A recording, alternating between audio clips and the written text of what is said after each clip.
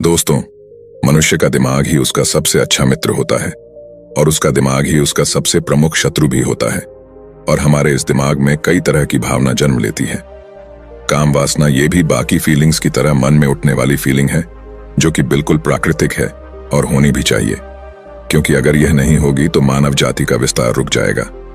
गौतम बुद्ध का कहना है कि अति हर चीज की बुरी या विनाशकारी होती है। इसी प्रकार अगर आप नियमित रूप से घी खाते हो तो यह तुम्हारे शरीर के लिए वरदान से कम नहीं है।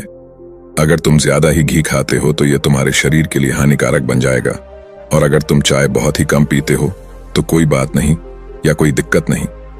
अगर तुम सुबह शाम दिन दोपहर चाय ही चाय पीते हो तो यह चाय तुम्हारे लिए जहर का काम करेगी।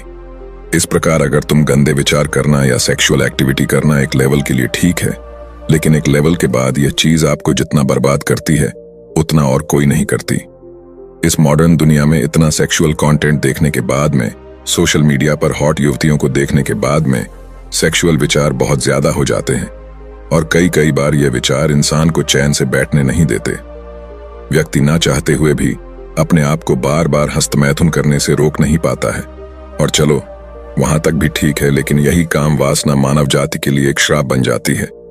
जब हमारे सामने ऐसे रेप के केस सामने आते हैं, इंसान काम वासना में फंस करके इतना पागल हो जाता है कि उसे सही गलत की बुद्धि ही नहीं रहती और वो विनाश की ओर अग्रसर हो जाता है। एक इंसान ना चाहते हुए भी घंटों तक फोन देख रहा, हर युवती पर वो गलत नजर डाल रहा है, हर जगह उसके माइंड में सिर्फ इसी तरह के गंदे विचार चलते रहते हैं और उसे बार बार परेशान करते हैं। चलो हम इन गंदे विचारों को एक महान बुद्ध कहानी के जरिए रोकने का प्रयास करते हैं। एक बार एक व्यक्ति एक बौद्ध भिक्षु से पूछता है, गुरुदेव, मेरे जीवन से काम वासना और क्रोध जाता क्यों नहीं है? मेरे अंदर से काम वासना खत्म क्यों नहीं होती? मैंने बुद्ध के द्वारा बताए गए सभी उपदेशों का पालन किया है, लेकिन फिर भी मेरे जीवन में बहुत ज्यादा उथल पुथल है, बहुत ज्यादा क्रोध और काम वासना है। ऐसा क्यों? वे बौद्ध भिक्षु उस व्यक्ति से पूछते हैं, तुम बुद्ध द्वारा किन सूत्रों का पालन करते हो? वह व्यक्ति उस महात्मा से कहता है, बुद्ध ने कहा है कि काम वासना का होना भी जरूरी है, लेकिन हमें काम वासना में ही डूबे नहीं रहना चाहिए। वे बौद्ध भिक्षु उस व्यक्ति से पूछते हैं, बताओ तुम इस सूत्र से अपने जीवन में किस तरह से अनुसरण करते हो? वह व्यक्ति उन महात्मा से कहता है, महात्मा, मैं स्त्रियों की तरफ आंख उठाकर भी नहीं देखता और ना ही मैं उनके बारे में गंदा सोचता हूं। वह बौद्ध भिक्षु उस व्यक्ति से पूछते हैं, और कौन से सूत्र है जिनका तुम अपने जीवन में पालन करते हो? वह व्यक्ति फिर से कहता है, महात्मा बुद्ध ने कहा है कि काम वासना और क्रोध अग्नि के समान है। जो इंसान काम वासना और क्रोध को अपने मन या दिमाग में रखेगा उसे ही यह जलाता रहता है। वह बौद्ध भिक्षु उस व्यक्ति से पूछते हैं, तो बताओ तुम इस सूत्र का क्या अर्थ समझते हो और इस सूत्र को अपने जीवन में कैसे उतारते हो?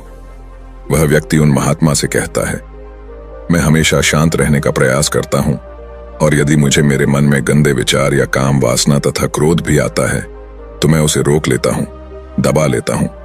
लेकिन सच कहूं तो मेरी लाख कोशिशों के बाद भी कभी कभी यह गंदे विचार या काम वासना मेरे दिमाग में या मन में आ ही जाते हैं और इन विचारों आने के बाद मेरा क्रोध फूट जाता है।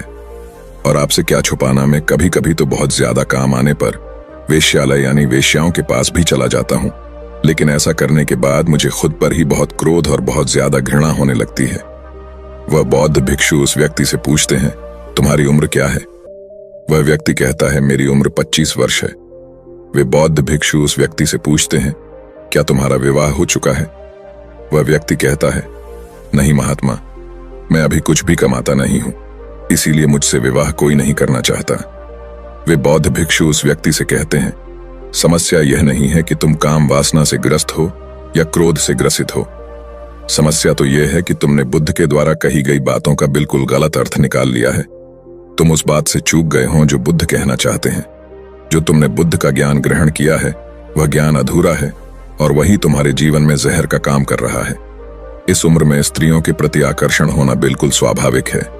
इसमें ना तो कुछ अच्छा है और ना ही बुरा। काम वासना का उठना पूरी तरह से प्राकृतिक है। इसका उठना इस पृथ्वी पर जीवन के लिए बिल्कुल आवश्यक है। बुद्ध ने कभी भी काम वासना को बुरा नहीं बताया और ना ही कभी उन्होंने इसे दबाने पर जोर दिया। वे तो लोग ही हैं जो बुद्ध जैसे ऊंचे लोगों को सुनकर उनकी बातों का कुछ भी अर्थ निकाल लेते हैं और लोगों के बीच भ्रम फैला देते हैं और इन भ्रम के कारण ही लोग काम वासना जैसी शक्तिशाली ऊर्जा को दबाने की कोशिश करते हैं, और इसे दबाने के कारण ही गंदे विचार आते हैं और यह ऊर्जा क्रोध बनकर बाहर आती है।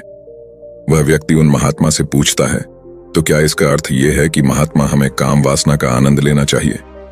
वे बौद्ध भिक्षु मुस्कुराते हैं और कहते हैं, इस दुनिया में हर व्यक्ति वो सब करने के लिए बिल्कुल स्वतंत्र है जो वह करना चाहता है, जिसकी उसे इच्छा है, जिसमें उसे आनंद मिलता है। काम वासना में डूबे रहना भी आनंद और मजे की ही अनुभूति कराता है, परंतु वो आनंद बिल्कुल कुछ ही देर के लिए है। अब इसमें कम कह रहे हैं तो ये मत समझना कि इसे सुनकर आप उदास हो जाओ कि हाँ कम तो है और पता नहीं फिर भी ये गंदी क्रिया में क्यों कर लेता हूं। नहीं, बात को कुछ और गहराई से समझो, आराम से इस बात को समझो। इस बात में बार बार वासना को गलत नहीं कहा जा रहा। ध्यान से समझना, क्योंकि वासना कोई छोटी चीज नहीं है। वो बाकी कार्यों की तरह ही मनुष्य के जीवन का एक अहम हिस्सा है, तथा जो काम वासना का आनंद है वह कम है, वह हमेशा नहीं रह सकता है। ये तो मनुष्य की सुंदर खोज है, एक ऐसे आनंद के बारे में है जो हमेशा रहे, और मानव चाहता है कि ऐसा आनंद मिले जो हमेशा टिका रहे, क्योंकि वह अंदर से बिल्कुल अधूरा है। इसीलिए व्यक्ति बार बार काम वासना में समाया रहता है। बार बार उसकी बेचैनी ऐसे आनंद की तलाश करती है और आसपास की चीजों में वो आनंद या वासना खोजता है। इसीलिए वो बार बार काम वासना में लीन होता है, और जो लीन होता है वो इसलिए ये सोचकर लीन होता है कि इस बार वह पूर्ण तरीके से संतुष्ट हो जाएगा, लेकिन ऐसा नहीं होता। अंत में वह अपने आप को बिल्कुल खाली ही पाता है, जिसके कारण उसके जीवन में दुख पैदा होता है। व्यक्ति को केवल काम वासना में ही डूबा नहीं रहना चाहिए। बौद्ध गुरु उस व्यक्ति से कहते हैं, एकदम ध्यान से सुनना, व्यक्ति को काम में ही डूबे नहीं रहना चाहिए। अब यहाँ दो बातें कही गई हैं, एक सिर्फ काम वासना में नहीं रहना चाहिए, और ये बिल्कुल नहीं कहा गया कि काम वासना में बिल्कुल नहीं रहना चाहिए। आप ध्यान से समझना इस बात को, और आप अपने अंदर भ्रम पैदा मत कर लेना, और अगर गलत समझ गए तो जीवन में दुख के सिवा कुछ मिलेगा नहीं। इस सूत्र के द्वारा बुद्ध हमें एक काम वासना का स्वभाव बताना चाहते हैं। बुद्ध हमें काम वासना की वास्तविकता दिखाना चाहते हैं। ज्यादातर लोग केवल अति में सोचते हैं। वे ये मानते हैं कि या तो कोई चीज बुरी है या बहुत अच्छी है। हमें या तो कोई चीज बहुत बुरी लगती है और या कोई चीज बहुत अच्छी लगती है। लेकिन बुद्ध अच्छे और बुरे से ऊपर उठकर वास्तविकता को देखते हैं, और उसी वास्तविकता को बुद्ध हमें भी दिखाना चाहते हैं। वह व्यक्ति उन बौद्ध भिक्षु से पूछता है, तो अब मुझे आखिर क्या करना चाहिए? महात्मा जी, कैसे मैं एक अच्छा जीवन जी सकता हूं? वे बौद्ध भिक्षु उस व्यक्ति से कहते हैं, यदि सांसारिक जीवन जीना चाहते हो तो विवाह कर लेना और हमेशा अपने परिवार के साथ ईमानदार रहो। बुद्ध ने और हर ऊंची चेतनाओं ने संसारिक मनुष्यों को अलग सूत्र दिया है और भिक्षुओं को अलग। अगर भिक्षु बनना चाहते हो तो भिक्षु बन जाओ, लेकिन जो भी मार्ग चुनो उस पर पूरी ईमानदारी से चलो। और ईमानदारी का मतलब ये नहीं कि तुम किसी दूसरे की नजरों में अच्छा बनना है, क्योंकि आज तुम अगर ब्रह्मचारी का नाम भी ले रहे हो, उसमें भी तुम कहीं ना कहीं दूसरों को अच्छा दिखाने की वजह से ही इस लिस्ट में अपना नाम दर्ज करवा रहे हो। अगर आप मूल में जाकर देखोगे तो ये पहचान पाओगे कि तुम जो यहाँ आए हो उसका भी एक कारण यही है कि दूसरों की नजरों में तुम बेहतर हो पाओ, दूसरों को आकर्षित कर सको। तो आप समझ रहे हो, ईमानदारी का संबंध दूसरों की नजरों में अच्छा बनना बिल्कुल भी नहीं है, बल्कि अपनी नजरों में हमेशा अच्छा रहने से है। और तुम लोगों को तो मूर्ख बना लोगे कि तुम एक ब्रह्मचारी या एक ईमानदार व्यक्ति हो, लेकिन खुद की अंतरात्मा को बेवकूफ कभी नहीं बना पाओगे। और ये बात तुम्हारे मरने के बाद ही खत्म होगी कि मैं एक ब्रह्मचारी या ईमानदार व्यक्ति नहीं था। जो तुम्हारी अभी की वास्तविकता है उस पर पर्दा बिल्कुल मत डालो। अगर तुम गंदे विचार करते हो, क्रोधी हो, क्रोध करते हो, बहुत गुस्सा आता है, बहुत ही ज्यादा काम वासना उठती है, तो तुम शांत होने का या निर्मल होने का दिखावा मत करो, बल्कि अपने काम को बिल्कुल पूरी तरह से स्वीकार करना है। तुम्हारे सिर्फ स्वीकारने मात्र से ही तुम्हारा क्रोध और काम वासना विलीन होना शुरू हो जाएगा। एकदम से नहीं होगा, पर होना शुरू हो जाएगा और तुम्हारी यात्रा शुरू हो जाएगी। स्वीकारना ही जागरूकता है, और नकारने में ही आलस्य, बेहोशी और कमजोरी होगी, और जागरूकता में ही तुम वास्तविकता को देख सकते हो। और अगर एक बार तुमने वास्तविकता को देख लिया तो फिर कुछ करने की जरूरत नहीं है। इस वास्तविकता को एक बार किसी ने देख लिया तो वह दोबारा आग में हाथ नहीं डालेगा।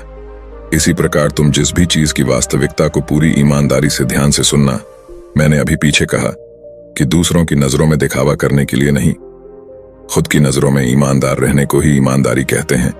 तो जिस भी चीज की तुम सही से वास्तविकता देख लेते हो, ईमानदारी से उस दिन से उससे ऊपर उठना शुरू कर देते बिना उठे तुम रुक नहीं सकते।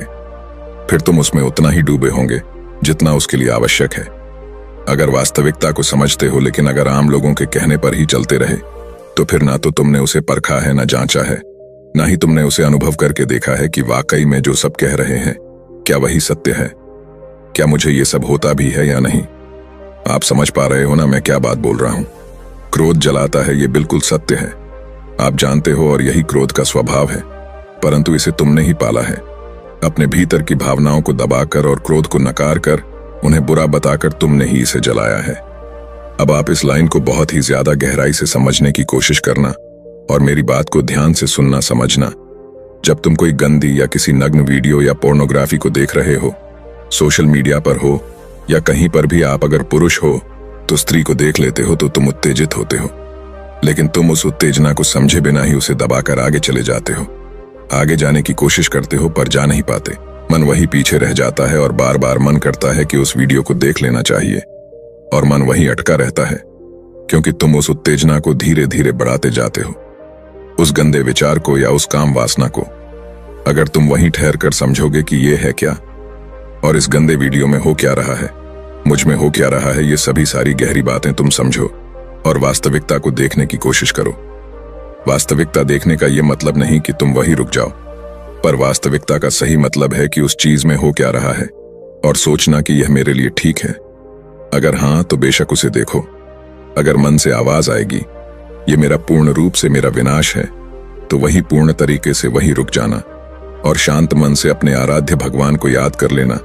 तथा तुम्हें यह बात हमेशा याद रखनी है कि यदि क्रोध बेवजह उठता है, यदि काम वासना बेवजह अंदर से उठती है, इसका यही कारण है कि तुम जिस समय पोर्नोग्राफी या गंदे वीडियो में उठे विचारों को दबाया था, वही वासना या तुम्हारे हस्तमैथुन का नतीजा है, और यही क्रोध पर भी लागू होता है। अगर तुम दिखावा करो कि मुझे क्रोध नहीं आता, उसे दबाने की कोशिश करो, तो वो एक समय के बाद तुमसे नहीं रोका जाएगा और दूसरे रूप में निकल ही जाएगा। वह व्यक्ति उन्हें बौद्ध भिक्षु से कहता है, आपके शब्दों ने मेरे आने वाले जीवन को बिल्कुल आसान बना दिया। धन्यवाद और आपको कोटि कोटि प्रणाम। मैं सदैव आपका आभारी रहूंगा। वह व्यक्ति उन भिक्षु की बात समझ जाता है। क्या आप इस बात को गहराई से आप समझ पाए हो तो कृपया चैनल को सब्सक्राइब कर लेना और कमेंट बॉक्स में नमो बुद्धाय जरूर लिखना। इससे हमारा मनोबल और अधिक होगा और फिर हम ऐसे ही ज्ञानपूर्वक कहानी आपको प्रदान करते रहेंगे।